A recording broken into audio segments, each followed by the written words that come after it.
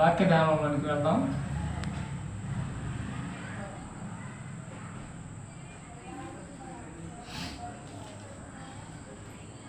Bible గ్రంథంలో నుంచి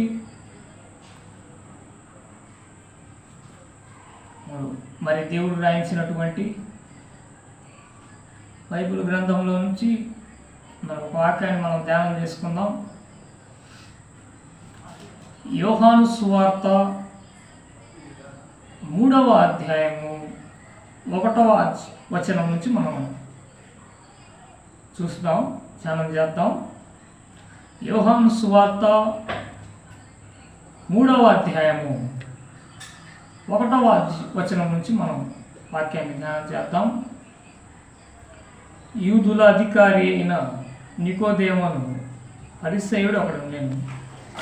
అతడు రాత్రి యందు ఆయన యొద్దకు వచ్చి, బోధకుడా, నీవు దేవుని వద్ద నుండి వచ్చిన బోధకుడవని మేము ఎరుగుదుము. దేవుడు అతనికి తోడై ఉంటేనే గాని నీవు చేయుచున్న సూచన క్రియలను ఎవడునూ చేయలేడని ఆయనతో చెప్పాను. అందుకు యేసు అతనితో, ఒకడు కొత్తగా జన్మించితేనే కానీ అతడు దేవుని రాజ్యమును చూడలేడని నీతో నిశ్చయముగా చెప్పుచున్నానెను. అందుకు నికోదేము, ముసలివాడైన మనుషుడు ఎలాగూ జన్మింపగలడు? రెండవ మారు తల్లి గర్భమందు ప్రవేశించి జన్మింపగలడా అని ఆయనను అడుగగా, యేసు ఇట్లా నేను, ఒకడు నీటి మూలముగాను ఆత్మ మూలముగాను జన్మించితేనే గాని దేవుని రాజ్యంలో ప్రవేశింపలేడని నీతో నిత్యముగా చెప్పుచున్నానని. చిన్న మాట ప్రార్థన చేసుకొని వాక్య ధ్యానంలోనికి వెళ్దాం. కృపగల దేవా, దయగల తండ్రి నాయన, నీ నామాన్ని స్తుతులు స్తోత్రాలు చెల్లిస్తాము మా ప్రభా. ఇదిగో తండ్రి నాయన, ఈ పునరుద్ధాన ఆదివారం ప్రభా, నీ వాక్యాన్ని ధ్యానించుతుండగా, నీ వాక్యాన్ని నాయన ప్రకటిస్తుండగా నాయన, నేనైతే ప్రభువా ఎందుకు పనికిరాని వాడిని, జ్ఞానం లేని వాడిని ప్రభువా. ఇదిగో తండ్రి నాయన, నీ ఆత్మతో నన్ను నింపి మాకు ఏమి మాటలు కావాలో, మాకు ఎలాంటి వాక్య సందేశాలు కావాలో తండ్రి, నీ ఆత్మ ద్వారా నాయన నన్ను నింపి మా అందరితో నాయన మీరే మాట్లాడమని యేసునామములో ప్రార్థిస్తున్నాము తండ్రి, ఆమేన్. ఇక్కడ గమనించినట్టయితే యోహాను సువార్త 3వ అధ్యాయంలో 1వ వచనంలో యూదుల అధికారి అని నికోదేమును ఒక పరిసయ్యుడు అతను ఉన్నాడు. అతడు రాత్రిపూట వచ్చి యేసు ప్రభుని కలుసుకున్నాడు. బహుశా తను పగలు వస్తే ఎవరైనా చూస్తారేమోనని యూదులకు భయపడే ఉండొచ్చు, మరి కులానికి భయపడే ఉండొచ్చు. మొత్తానికి ఏదైతే కానీ రాత్రిపూట యేసు ప్రభుని కలుసుకోవాలని ఆలోచన చేసి మెట్టికి ఒకరోజు రాత్రి యందు వచ్చి యేసు ప్రభుని కలుసుకున్నాడు. కలుసుకొని చెప్తా ఉన్నాడు, దేవుడు నీకు తోడై ఉంటేనే కానీ ఇలాంటి సూచన క్రియలు నువ్వు చేయలేవు. నువ్వు దేవుని కుమారుడు అయితేనే కానీ మరి ఇలాంటి బోధలు కానీ ఇలాంటి సూచక్రియలు, మహత్కార్యాలు, అద్భుత కార్యాలు ఇలాంటివి చేయలేవని చెప్పేసి అతనితో యేసు ప్రభుతో వారితోటి అంటా ఉన్నప్పుడు దానికి యేసు ప్రభు ఒక మాట చెప్పాడు, ఒకడు కొత్తగా జన్మించితేనే కానీ దేవుని రాజ్యంలో ప్రవేశింపలేడు అని యేసు ప్రభు అతనితో చెప్పినప్పుడు అతనికి ఒక డౌట్ వచ్చి యేసు ప్రభుని అక్కడ అడగటం జరిగింది. కొత్తగా జన్మించాలంటే నేనేం చేయాలి? మళ్ళీ రెండవ మారు తల్లి గర్భమందు ప్రవేశించి జన్మించాలా రెండో మారు తల్లి గర్భములో ప్రవేశించి మనిషి జన్మింపగలడా అని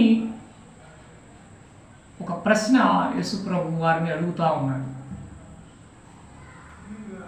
ఈ వాక్యాన్ని బట్టి నేను తర్వాత యేసుప్రభు నీటి మూలంగాను ఆత్మ మూలంగాను జన్మించితేనే కానీ దేవుని రాజ్యంలో ప్రవేశింపలేడని తర్వాత దేవుడు తెలియజేయడం జరిగింది.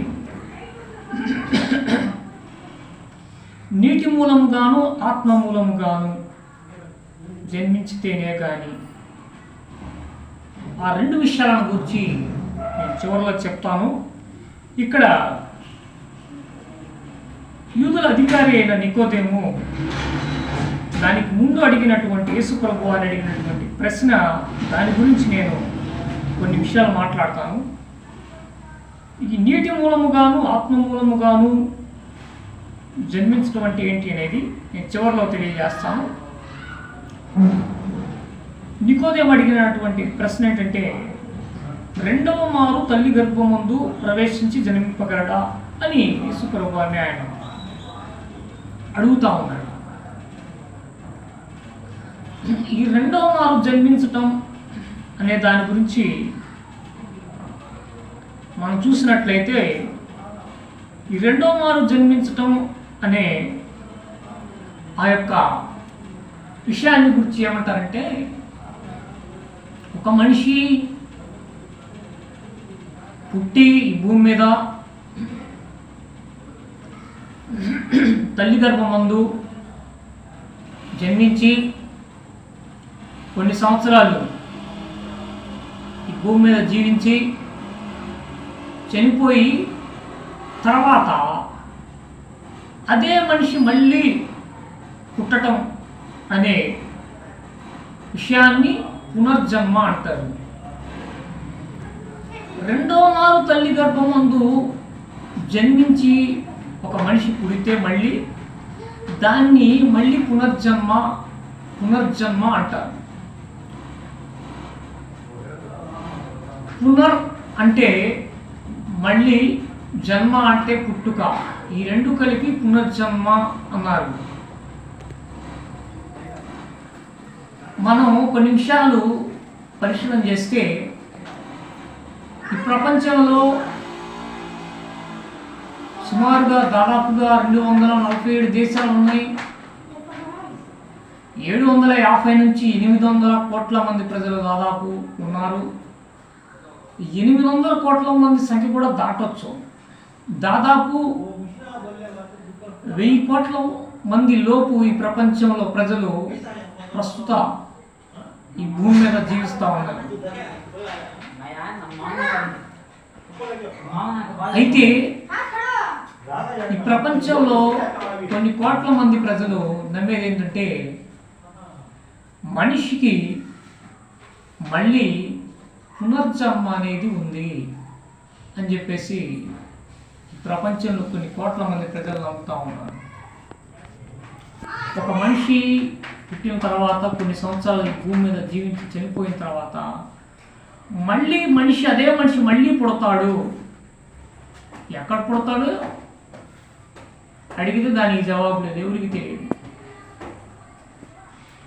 కొంతమంది చెప్పేది ఏంటంటే, మళ్ళీ పుడతాడు మనిషి, అదే మనిషి మళ్ళీ పుడతాడు, ఇది పునర్జన్మ అని చెప్పేసి చాలామంది ఇది నమ్ముతూ ఉన్నారు. కానీ బైబిల్ గ్రంథంలో యేసుప్రభు వారు ఏం తెలియజేస్తున్నారంటే, పునర్జన్మ అనేది అంటే మళ్ళీ పుట్టడం అనేది ఇక్కడ లేదు అని చెప్పేసి ఇక్కడ బైబిల్ గ్రంథంలో దేవుడు తెలియజేస్తూ ఉన్నాడు. కొన్ని రియల్గా జరిగినటువంటి సంగతులు నేను కొన్ని తెలియజేస్తాను. నేను చిన్నప్పుడు చదువుకుండా ఉన్న రోజుల్లో సరదాగా ఆడుకుంటా ఉన్నప్పుడు చిన్న పిల్లల మధ్యలో ఏదైనా గొడవ వస్తే వాడు అంటాడు, పిల్లవాడు చేతుతాడు, పట్టడానికి చేతుతాడు. ఉన్న చేతితో కొట్టానంటే పునర్జన్మ లేకుండా పోతామని చెప్పేసి వాడు పిల్లవాడు పట్టడానికి చేస్తూ ఉంటాడు. ఇవన్నీ కూడా చిన్నతనంలో జరిగినటువంటి సంగతులు, ఆడుకుంటే ఆ చదువుకున్న రోజులు నాకు అప్పుడు అర్థమయ్యేది కాదు. వృక్షతో కొడితే పునర్జన్మ లేకుండా పోవటం ఇవన్నీ ఏదో చిన్న వయసు కాబట్టి ఇదంతా కూడా అర్థమయ్యేది కాదు. ఒక పేపర్లో నేను ఒక కవిత్వం చూశాను. ఎవరో ఒక వ్యక్తి రాశాడు ఒక కవిత్వం. చిరునవ్వుల వరం ఇస్తావా, చితి నుండి బ్రతికొస్తాను, మరు జన్మకు కరుణిస్తావా, ఈ జన్మలో మరణిస్తాను అని చెప్పి ఒక సుమారు ఒక 15 సంవత్సరాల క్రితం ఈ కవిత్వాన్ని నేను పేపర్లో చదవడం జరిగింది. ఆ మాటకు అర్థం ఏంటంటే, అతను ఏ దృష్టితో ఆ కవిత్వం రాశాడంటే, మళ్ళీ పునర్జన్మ అనేది ఒకటి ఉంది అనే దృష్టితో అతను ఆ కవిత్వాన్ని రాశాడని నేను అనుకుంటున్నాను. విషయం ఏంటంటే, ఈ ప్రపంచంలో చాలామంది ఈ పునర్జన్మ అనేది ఉంది అని నమ్ముతున్నారు. 2011-12 సంవత్సరం ఆ టైంలో నేను పేపర్లో ఒక సంఘటన చదివాను. లండన్లో కానీ, దేశం పేరు గుర్తులేదు, వేరే కంట్రీలో జరిగింది. అది రియల్గా జరిగింది. నేను ఏ సంగతి అయినా సరే రియల్గా జరిగిన సంగతులు మాత్రం చెప్తున్నాను తప్ప ఇందులో కల్పనా కథలు మాత్రం ఎటువంటివి కూడా లేవు. వాస్తవ సంఘటనలు మాత్రమే, జరిగిన విషయాలు మాత్రమే నేను చెప్తా ఉన్నాను. ఒక దేశంలో 2011-12 సంవత్సరంలో రియల్గా జరిగిన ఒక సంఘటన. పిల్లవాడికి 13-14 సంవత్సరాలు ఉంటాయి. సడన్గా ఆ పిల్లవాడు ఏం చెప్తున్నాడంటే, ఇంట్లో తల్లిదండ్రులకి చెప్తా ఉన్నాడు, నాకు పునర్జన్మ జ్ఞాపకాలు వస్తున్నాయి. నేను పోయిన జన్మలో ఒకసారి ఇదే ప్రాంతంలో పుట్టాను, ఫలానా ప్రాంతంలో పుట్టాను,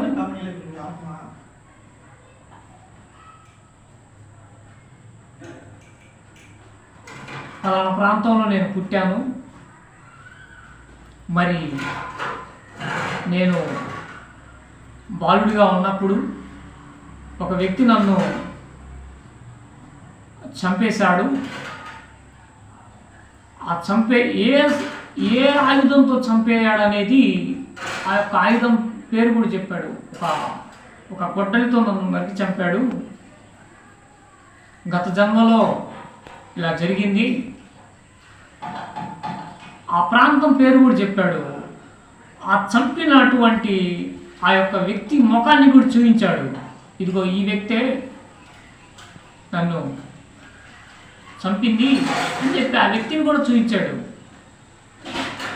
వాళ్ళకేం అర్థం కాలేదు కాసేపు, తల్లిదండ్రులకి పిల్లవాడు చెప్పే మాటలు ఏం అంతుపట్టలేదు. కాసేపు ఏంటి ఇలా చెబుతున్నాడు, ఏంటి పరిస్థితి అని చెప్పేసి పిల్లవాడిని డాక్టర్ దగ్గరికి తీసుకెళ్తే, మరి ఆ డాక్టర్ గారికి కూడా ఈ పిల్లవాడు చెప్పిన విషయాలన్నీ కూడా వాడు చెప్పినప్పుడు ఇది నిజమేనా అని చెప్పేసి వాళ్ళు పరిశీలించడానికి వాళ్ళు ఏం చేశారంటే, గత జన్మలో నిన్ను ఎక్కడైతే చంపి ఎక్కడైతే పూడ్చిపెట్టాడో ఆ ప్రాంతానికి వెళదాం పదా, నువ్వు చెప్పేది నిజమా కాదా అని చెప్పేసి తెలుసుకుందాం పదా అని చెప్పేసి ఆ డాక్టర్ గారు, ఆ పిల్లవాడి తల్లిదండ్రులు వాళ్ళందరూ కూడా కలిసి ఈ పిల్లవాడు ఏదైతే గత జన్మలో నన్ను ఒక వ్యక్తి చంపేది ఇక్కడ పాతి పెట్టాడు అని చెప్పాడో ఆ స్థలానికి వాళ్ళు అక్కడ చేరుకున్నారు. చేరుకొని అక్కడ తవ్విస్తే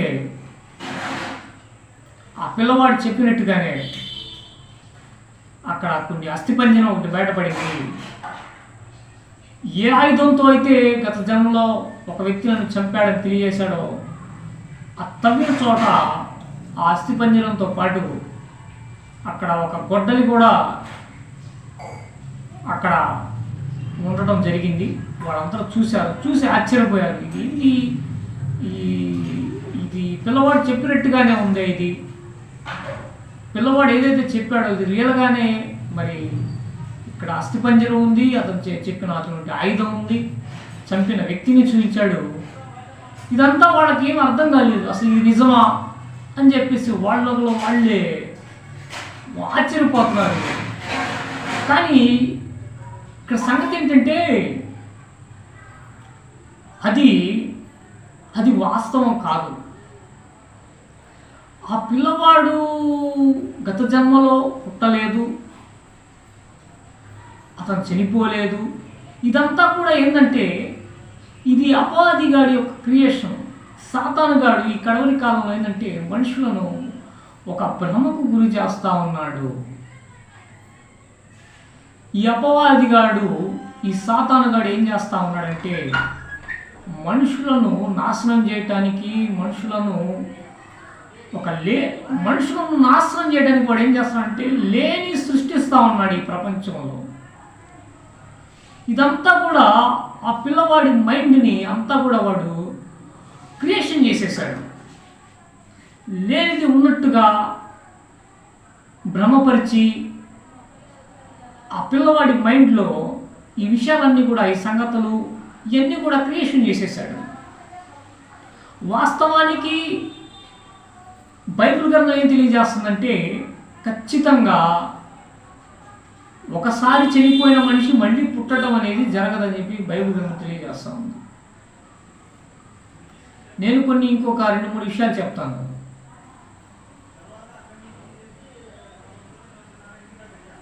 సినీ నటుడు, సినిమా యాక్టర్ రాజ్ కుమార్ అనే ఒక వ్యక్తి ఉన్నాడు. ఆయన చాలామందికి తెలుసు. ఆయన కొన్ని సీరియల్స్లో కూడా ఆయన నటించాడు. ఆయన కాలేజీలో చదువుకునే రోజుల్లో ఆయన్ని కొంతమంది స్నేహితులు కానీ ఫ్రెండ్స్ కానీ కాలేజీలో అతన్ని అందరూ కూడా జూనియర్ చిరంజీవి అని పిలుస్తూ ఉండేవాడు. కారణం ఏంటంటే అతను అచ్చం కూడా చిరంజీవి గారి లాగానే హైట్, కరెక్ట్గా చిరంజీవి గారి లాగా అంత హైట్ ఉంటాడు. కరెక్ట్గా చిరంజీవి గారు బాడీ ఎలా ఉందో సేమ్ అలానే ఉంటాడు. అతను కూడా చిరంజీవి గారి పోలికలతో అతను సేమ్ అలానే ఉంటాడు అచ్చం. అతను కాలేజీలో చదివే రోజుల్లో అతను అందరూ కూడా అక్కడ కాలేజీలో స్నేహితులు కానీ ఫ్రెండ్స్ అందరూ కూడా అతన్ని జూనియర్ చిరంజీవి అని అంటూ ఉండేవాళ్ళు. అతను ఒక ఇంటర్వ్యూలో చెప్పాడు ఈ సంగతి. ఆ తర్వాత అతను కాలేజీ అది పూర్తి చేసుకున్న తర్వాత సినిమాల్లో అవకాశాలు వచ్చినాయి. ఆయన చాలా సినిమాల్లో నటించాడు, మరి కొన్ని సీరియల్స్లో కూడా ఆయన నటించాడు. ఇక్కడ విషయం ఏంటంటే ఆయన అచ్చం చిరంజీవి పోలికలతోనే ఉంటాడు, ఒక యాజ్ ఇట్ ఈస్గా, కొంచెం అటు ఇటుగా. చాలామంది అంటూ ఉంటారు ఈ ప్రపంచంలో మనుషులను పోలిన మనుషులు 7 ఉంటారు అని చాలామంది వాడే మాట. ఇవి ఉండొచ్చు. మనుషులను పోలిన మనుషులు చాలామంది ఉంటారు, మనకి సమాజంలో కనబడతా ఉంటారు. అతను చూస్తే అచ్చం అరే ఇతనిలాగానే ఉన్నాడే, అరే మా బంధువులాగానే ఉన్నాడే ఇతను అచ్చం అని చెప్పేసి వాళ్ళు అంటూ ఉంటారు. నేను కూడా చాలామందిని చూశాను, మనుషులను పోలిన మనుషులను. ఈ చిలకలూరిపేటలో కూడా నేను కొంతమందిని చూశాను. అచ్చం అతను మనిషిని పోలిన మనిషే కానీ అతనైతే ఇతను కాదు. విషయం ఏంటంటే ఈ సాతానుగాడి ఈ కడవరి కాలంలో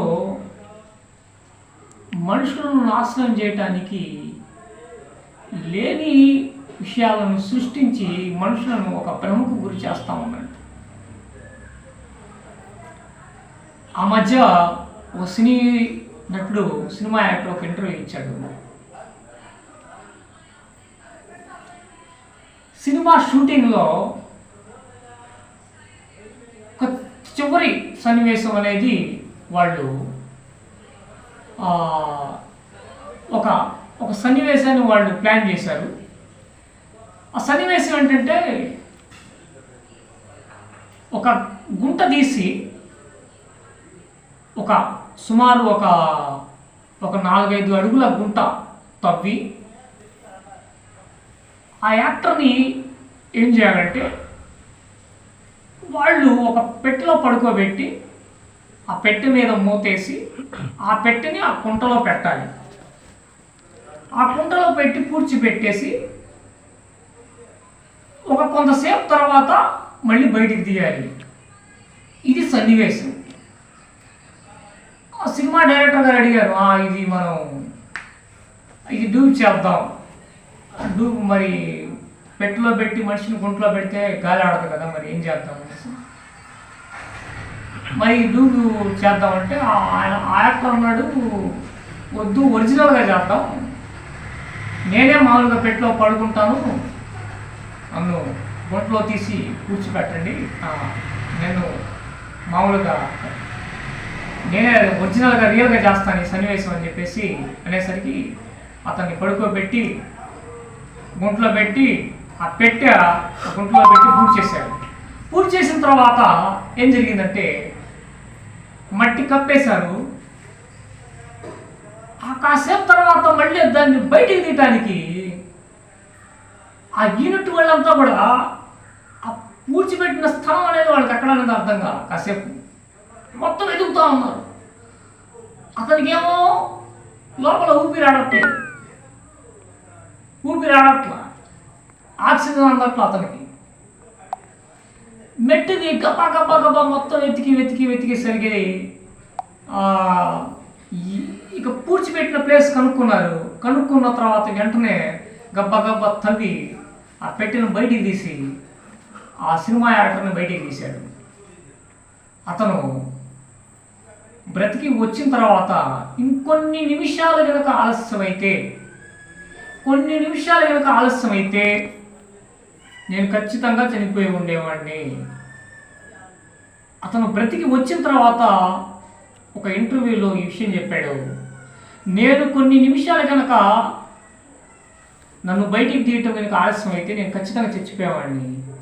ఇది నిజంగా దేవుడు నాకు ఇచ్చిన ఒక పునర్జన్మలాగా నేను భావిస్తా ఉన్నానని చెప్పేసి ఆ ఇంటర్వ్యూలో ఈ సినిమా యాక్టర్ చెప్పడం జరిగింది. విషయం ఏంటంటే పునర్జన్మ అనేది లేదు అని చెప్పేసి బైబిల్ గ్రంథం స్పష్టంగా తెలియజేస్తుంది. చాలామంది ఈ ప్రపంచంలో చాలామంది నమ్ముతున్నారు. కొంతమంది అంటారు గత జన్మలో పునర్జన్మ అనేది ఉంది, మేము చనిపోయి మళ్ళీ పుడతాము. కొంతమంది అంటుంటారు ఏమో ఎక్కడ పుడతామో మాకేం తెలుసు, జంతువుగా పుడతామో లేకపోతే ఇంకొక ఎట్లా పుడతామో మాకు తెలీదు. కొంతమంది ఏమంటారంటే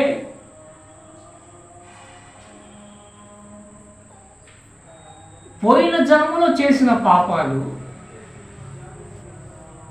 మళ్ళీ ఇంకో జన్మలో అనుభవించక తప్పదు, గత జన్మలో చేసిన పాపాలు మళ్ళీ వచ్చే జన్మలో దానికి తగ్గట్టుగా దేవుడు శిక్ష రాస్తాడు, మరి వికలాంగుడిగాను పుడతాడు. పోయిన జన్మలో పాపం చేస్తే మళ్ళీ వచ్చే జన్మలో వికలాంగుడిగానో లేకపోతే ఏదో ఒక అంగవైకల్యంగానో పుడతారు అని చెప్పేసి కొంతమంది నమ్ముతూ ఉంటారు. నేను ఈ పునర్జన్మ అనే ఈ టాపిక్ గురించి ఎందుకు మాట్లాడుతున్నానంటే ఒక 15 సంవత్సరాల క్రితం ఒక సినిమా చూసి ఒక యువకుడు ఆత్మహత్య చేసుకున్నాడు. కర్ణాటకలో ఇది రియల్గా జరిగింది. కర్ణాటక రాష్ట్రంలో రియల్గా జరిగింది, నేను ఒక పేపర్లో చదివాను. సుమారు ఇది జరిగి 15 సంవత్సరాలు. అసలు ఆ కుర్రవాడు ఆత్మహత్య చేసుకొని చనిపోవడానికి గల కారణం ఏంటయ్యా అంటే,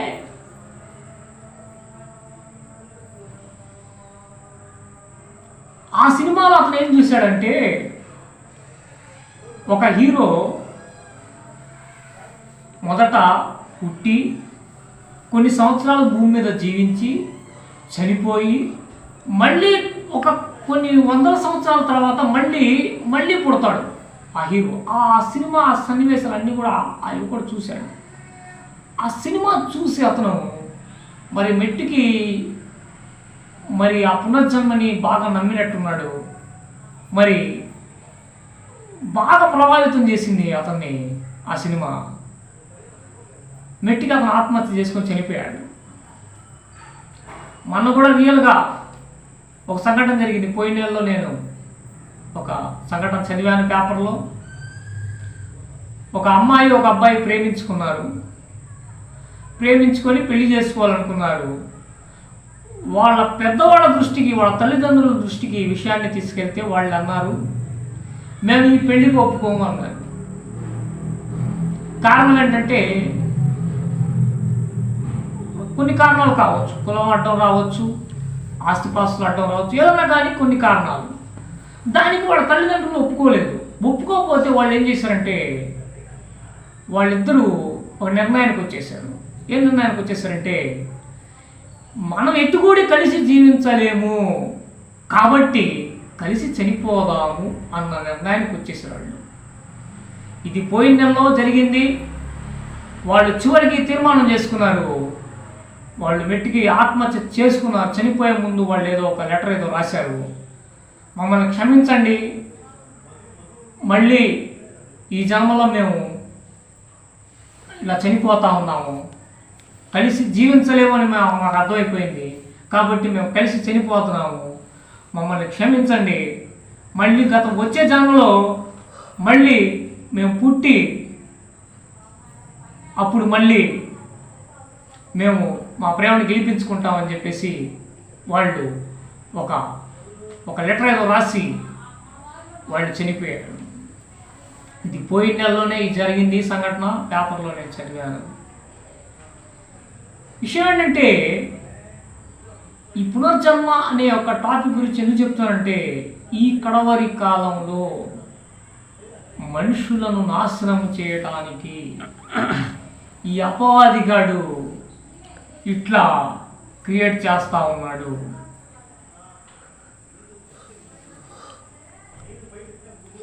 మనుషులను నాశనం చేయటానికి ఈ సాతానుగాడు లేని వాటిని ఉన్నట్టుగా క్రియేట్ చేస్తూ ఉన్నాడు. కాబట్టి బైబిల్ గ్రంథం స్పష్టంగా తెలియజేస్తుంది ఏంటంటే, ఒక మనిషి పుట్టి భూమి మీద జన్మించి కొన్ని సంవత్సరాలు బ్రతికి చనిపోయి మళ్ళీ అదే మనిషి మళ్ళీ పుట్టడం అనేది ఖచ్చితంగా లేదు అని చెప్పేసి బైబిల్ గ్రంథం తెలియజేస్తూ ఉంది. నికోదేము అడిగిన ప్రశ్నకి యేసుక్రీస్తు ఇచ్చిన జవాబు ఏంటంటే,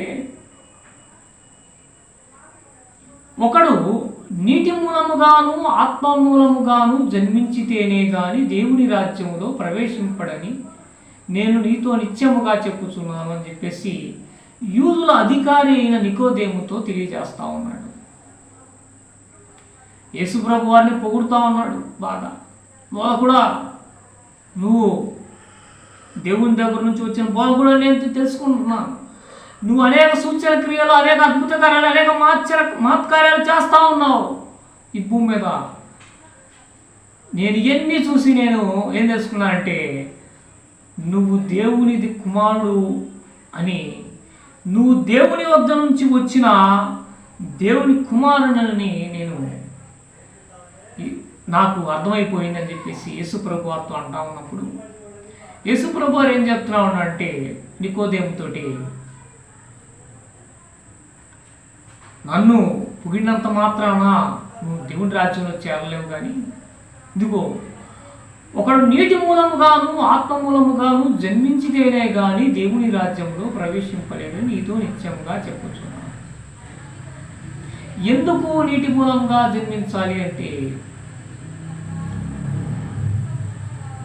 మనుషుల యొక్క పాపముల నిమిత్తము కల్వరి శిలువలో యేసు ప్రభు వారు ఆఖరి రక్తపు బొట్టు వరకు తన పరిశుద్ధ రక్తాన్ని ఆయన కార్చాడు. తండ్రి కుమార పరిశుద్ధాత్మ నామములో నీటిలో బాప్తిస్మం తీసుకోవాలి. ఒక మనిషి యేసుక్రీస్తునందు విశ్వాసం ఉంచి ఆయనందు నమ్మకం ఉంచి తను చేసినటువంటి పాపాలు ఒప్పుకొని మారు మనసు పొంది తండ్రి కుమార పరిశుద్ధాత్మ నామంలో నీటిలో బాప్తిస్మం తీసుకున్నప్పుడు అతని పాపాలు క్షమించబడతాయి. బాప్తిస్మము అంటే అర్థము ముంచుట లేక కడగబడుట. కడగబడుట అంటే ఎప్పుడైతే అతను పాపములు ఒప్పుకొని మారు మనసు పొంది తండ్రి కుమార పరిశుద్ధాత్మ నామములో ఎప్పుడైతే బాప్తిస్మం తీసుకుంటాడో అప్పుడు పూర్తిగా అతను పాపాలు కడగబడతాయి. ఈ ఆత్మ మూలముగాను జన్మించటం అనేది యేసు ప్రభు వారు తెలియజేసే మాటకు అర్థం ఏంటంటే ఎప్పుడైతే మనిషి తండ్రి కుమార పరిశుద్ధాత్మ నామములో నీటి మూలముగా బాప్తిస్మం తీసుకుంటాడో అప్పుడు పరిశుద్ధాత్మతో నింపబడతాడు. ఎప్పుడైతే పరిశుద్ధాత్మతో నింపబడ్డాడో ఆ రోజు నుంచి ఆ వ్యక్తి యొక్క ఆలోచనలు, ఆ వ్యక్తి యొక్క నడక, ఆ వ్యక్తి యొక్క మాటలు, ఆ వ్యక్తి యొక్క ప్రవర్తన మొత్తం కూడా మారిపోతాయి. అతను పరిశుద్ధతగా జీవిస్తూ ఉంటాడు, పరిశుద్ధాత్మతో నింపబడతాడు. ఆత్మ మూలముగా జన్మించటం అనేది ఆ మాటకు అర్థం ఇది. ఎప్పుడైతే పరిశుద్ధాత్మతో నింపబడతాడో అప్పుడు ఆ వ్యక్తి ఆత్మ మూలముగా జన్మించిన వాడు అవుతాడు. నీటి మూలముగాను ఆత్మ మూలముగాను జన్మించాలి అని చెప్పేసి నికోదేవుతోటి యేసు ప్రభు వారు తెలియజేస్తా ఉన్నాడు. కల్వరి శిలువలో యేసు ప్రభు వారు ఆఖరి రక్తపు బొట్టు వరకు మనుషుల నిమిత్తం ఆయన కార్చాడు. ఆయన రక్తంలో ఎటువంటి పాపము లేదు. పరిశుద్ధాత్మ ద్వారా గర్భము ధరించి ఆయన జన్మించాడు. కన్యైన మరియా గర్భం ద్వారా ఆయన జన్మించి ఈ లోకంలో 33.5 సంవత్సరాలు ఆయన జీవించి శిలువలో మనుషుల యొక్క పాపము కోసం ఆయన రక్తం కార్చాడు. కానీ ఇప్పటికీ చాలామంది ప్రజలు ఏం చేస్తూ ఉన్నారంటే ఆయన యొక్క శిలువ మరణాన్ని ఇప్పటికీ హేళన చేసేవాళ్ళు చాలామంది ఉన్నారు.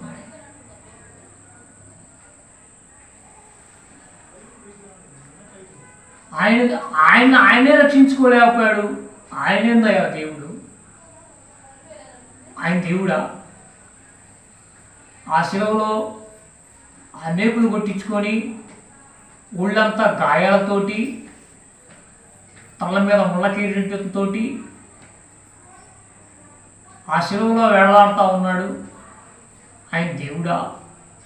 ఆయనే రక్షించుకోలేకపోయాడు కదా, ఆయనేం దేవుడు అని చెప్పి ఎగతాళి చేసేవాళ్ళు చాలామంది ఉన్నారు. యేసు ప్రభుని శిలువ వేసిన శాస్త్రులు, పరిశీలు వీళ్ళందరూ కూడా ఆ శిలువ దగ్గర నిలబడి ఎగతాళి చేస్తూ ఉన్నారు. నీవు దేవుని కుమారుడు అయితే ఈ శిలువ మీద నుంచి నువ్వు దిగిరా, అప్పుడు మేము నిన్ను నమ్ముతాం అని చెప్పేసి ఎగతాళి చేస్తా ఉన్నాం.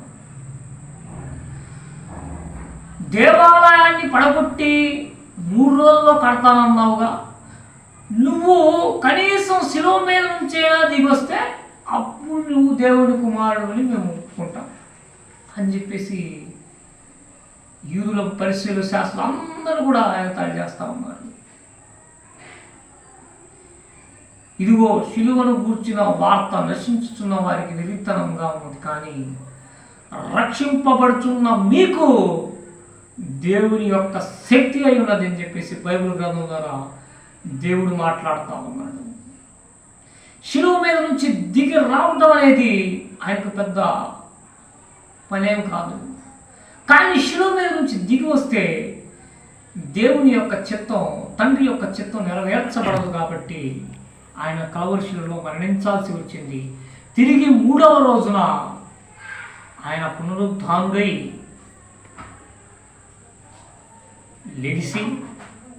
లేచి ఆయన తండ్రి అయిన దేవుని యొద్దకు ఆయన వెళ్ళిపోవడం జరిగింది. ఇప్పటికీ కొంతమంది ప్రజలు ఇది నమ్మరు. అసలు మనిషి ఏంటయా, చనిపోయిన మనిషి మళ్ళీ బ్రతకటం ఏంటి, అది అసలు జరగనే జరగదు అని చెప్పేసి కొంతమంది ఇప్పటికీ వాదన చేస్తూ ఉంటారు. ఇప్పటికీ కూడా ఇజ్రాయేల్ దేశంలో యేసు ప్రభు వారిని పెట్టినటువంటి సమాధి ఇప్పటికీ కూడా ఖాళీగానే ఉంది. ఆయన లేడు. ఎప్పుడో 2025 సంవత్సరాల క్రితమే ఆయన చనిపోయిన 3వ రోజే ఆయన లేచి పునరుద్ధానుడై వెళ్ళిపోయాడు. కానీ చాలామంది ప్రజలు ఇది నమ్మరు. యేసుక్రీస్తు మనుషుల పాపముల కొరకు రక్తం కార్చాడు, ఇది నమ్మండి అంటే ఇది నమ్మరు. ఈ నికోదేము యేసు ప్రభు చెప్తున్న మాట ఏంటి, నీటి మూలముగాను ఆత్మ మూలముగాను జన్మించితేనే కానీ దేవుని రాజ్యంలో ప్రవేశింపలేడు అని చెప్పేసి దేవుడు తెలియజేస్తా ఉన్నాడు. నేను ముగింపులోనికి వచ్చాను.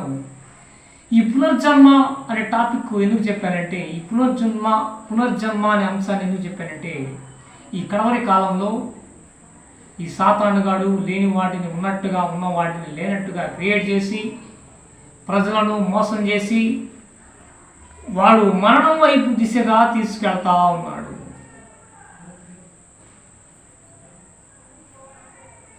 కర్ణాటకలో ఆ యువకుడు చనిపోయినటువంటి విషయం కానీ, ఆత్మహత్య చేసుకొని చనిపోయాడు. మన ఇటీవల 2 వ్యక్తులు మరి చనిపోవడం జరిగింది. అలా ఈ పునర్జన్మ ఉంది అని చెప్పేసి ఈ కడవరి కాలంలో సాతానుగాడు, అపవాదిగాడు